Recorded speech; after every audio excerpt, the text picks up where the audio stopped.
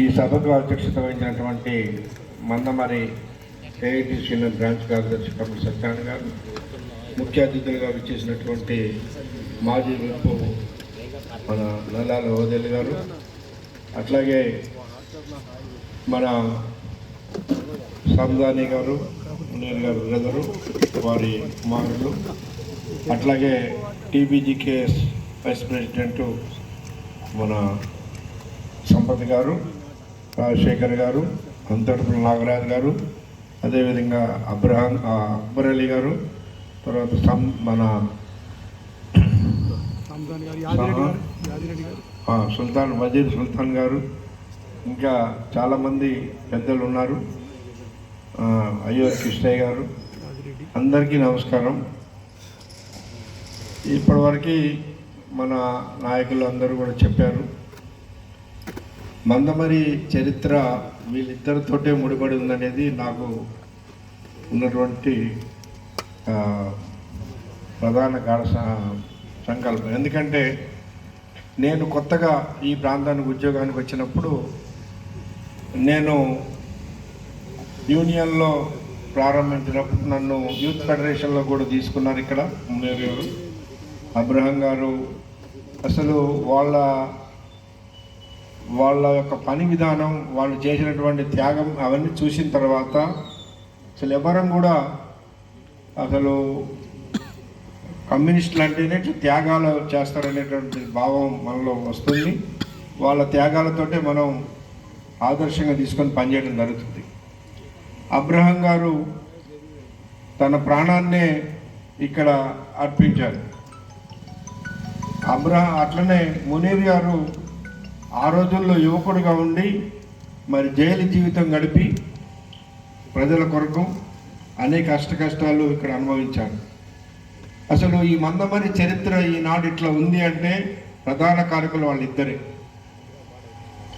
ఆనాడే కనుక వాళ్ళతో పాటు చాలామంది చేసి ఉండొచ్చు, కాదంటలేదు, కానీ వారిద్దరూ తీసుకున్నటువంటి నిర్ణయాలు, వారు తీసుకున్నటువంటి దీనివల్ల ఇవాళ మందమరి చరిత్ర అనేది ఈ విధంగా ఉందనేది నా భావం. లేకపోతే ఇది చాలా సిటీలు చూస్తాం, లంపెన్ గ్యాంగ్స్ చాలా రకాలు ఉంటాయి, కానీ మన మందమరిలో ఒక మంచి చక్కటి వచ్చింది అంటే వీళ్ళొక త్యాగాలతోటి వచ్చింది. ముఖ్యంగా ఇక్కడ దొరలు, ఆనాడు మేము వచ్చిన రోజుల్లో ఇక్కడ దొరల పరిపాలన ఎట్లుండేది, దొరలకు వ్యతిరేకంగా మాట్లాడినా లేకపోతే అసలు ఎవరితో గురించి మాట్లాడక్కర్లేదు, నీ అంతటా నువ్వు బజారుకు వచ్చి ఏదన్నా ఇది చేసుకోవాలంటే ఒక మహిళలు కానీ ఎవరన్నా వచ్చి ఆఖరికి కళ్ళు దుకాణానికి పోయి కళ్ళు తాగాలంటే కూడా స్వేచ్ఛ లేనటువంటి రోజులు. అటువంటి రోజుల్లో మరి ప్రజలందరినీ ఏకం చేసి కమ్యూనిస్ట్ పార్టీగా, ఇప్పుడు ఇవాళ మందమరిలో నాకు తెలిసి ఆ రోజుల్లో కమ్యూనిస్టు కాంగ్రెస్ అని కాదు, దొరలకు వ్యతిరేకంగా ఒక పార్టీ, ఆ దొరలకు వ్యతిరేకంగా ఉన్న పార్టీ వీళ్ళు, అబ్రహం గారు, మునీర్, వీళ్ళందరూ ఏ పార్టీలో ఉన్నా ఎవరున్నా ఆ దొరల యొక్క విధానాలు, ఆ గుండాయుధాన్ని వ్యతిరేకించే వాళ్ళందరూ కూడా దీన్ని సపోర్ట్ చేసేవాళ్ళు. కొంతమంది డైరెక్ట్గా చేయొచ్చు, కొంతమంది ఇండైరెక్ట్గా చేయొచ్చు. మొత్తం మీద ఆ విధంగా చేసేటువంటి రోజులు. ఇవాళ చాలా పార్టీల్లో పనిచేసేటువంటి నాయకులు చాలామంది ఎప్పుడో ఒకప్పుడు విద్యార్థి దశలోనో, యువకుడుగా ఉన్న దశలోనో, బాల దశలోనో, బాల సంఘంలోనో కనీసం పనిచేసే ఉంటారు. అట్లా ఇవాళ మందమరిలో ఉన్నటువంటి అనేక రాజకీయ పార్టీలలో ఈ అబ్రహం గారు, మునీర్ యొక్క దీంతో పనిచేసినటువంటి వాళ్ళు ఉన్నారు. వారి ఆశయాలు ఇంకా ఎవరే పార్టీలో ఉన్నా ఏది ఉన్నా వాళ్ళ మనసుల్లో మాత్రం తప్పనిసరిగా అబ్రహం గారి ఆశయాలు, మునీర్ గారి ఆశయాలు ఉంటాయని నేను భావిస్తూ ఉన్నాను. కాబట్టి ఇప్పుడే మన ఓదేల్ గారు కూడా చెప్పారు, మునీర్ గారి పేరు మీద మనం ఒక మంచి మందమరిలో, ఎందుకంటే ఇప్పుడున్న జనరేషన్కి అసలు మునీర్ గారు ఏం చేశారు, అబ్రహం గారు ఏం చేశారు, వాళ్ళ త్యాగం ఏంటనేది చాలామందికి తెలియదు. 70 సంవత్సరాలు, 60 సంవత్సరాల వయసు, 50 సంవత్సరాల పైన ఉన్న వాళ్ళకి తప్ప మిగిలిన వాళ్ళకి తెలియదు. వారు అన్నట్టుగా ఏదో ఒక కార్యక్రమం పెట్టి తప్పనిసరిగా వారి చరిత్రని మనం తీసుకుపోతేనే మనం న్యాయం చేకూర్చినటువంటి వాళ్ళం అవుతాం. వారి త్యాగాలు వృధా పోకుండా, సరే చనిపోవటం అనేది సహజం, పుట్టిన ప్రతి ఒక్కళ్ళం చనిపోతాం, ఒకళ్ళు ముందు కావచ్చు ఒకళ్ళు వెనక్కి కావచ్చు. కానీ చనిపోయిన తర్వాత కూడా ప్రజలందరూ గుర్తుపెట్టుకునేటట్టు ఉండగలిగేది ఎంతమంది అనేది చూడాలి.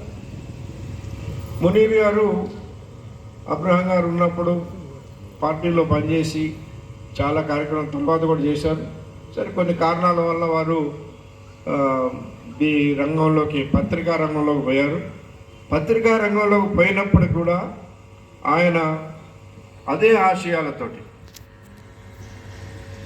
అదే దీనిలో చాలామందికి సహాయ సహకారాలు అందించి అన్యాయానికి వ్యతిరేకంగా పత్రికల్లో నిర్భయంగా రాసినటువంటి వ్యక్తి. ఈ సింగరేణి గురించి కావచ్చు, ఇంకా ఇతర విషయాల మీద కావచ్చు, అట్లా చేశారు.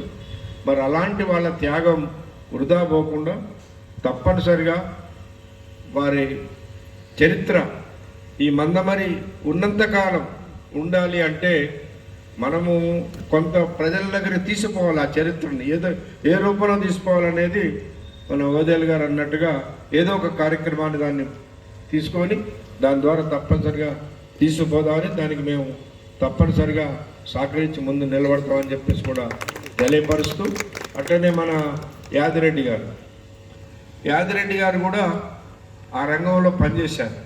సరే తర్వాత ఆయన స్పోర్ట్స్ అట్లా పోయి శ్రీరాంపురంలో స్పోర్ట్స్ అసలు శ్రీరాంపురం స్పోర్ట్స్, శ్రీరాంపురం క్రీడారంగం అంటేనే యాదిరెడ్డి అనే పరిస్థితి తీసుకొచ్చాడు. అక్కడ కూడా ఆయన తన ముద్ర మొన్ననే ఈ మధ్యకాలంలో మరి అక్కడ ఆ యొక్క ప్రాంగణంలో క్రీడా ప్రాంగణంలో ఒక కార్యక్రమం జరిపి మరి ఆనాడు మరి ఎవరెవరైతే అక్కడ క్రీడల్ని అభివృద్ధి పరచడానికి చేశారు వాళ్ళ చరిత్ర అంతా కూడా ఇప్పుడున్నటువంటి కార్మికులకు తెలియపరిచే పద్ధతుల్లో అక్కడ ఏర్పాటు చేశారు.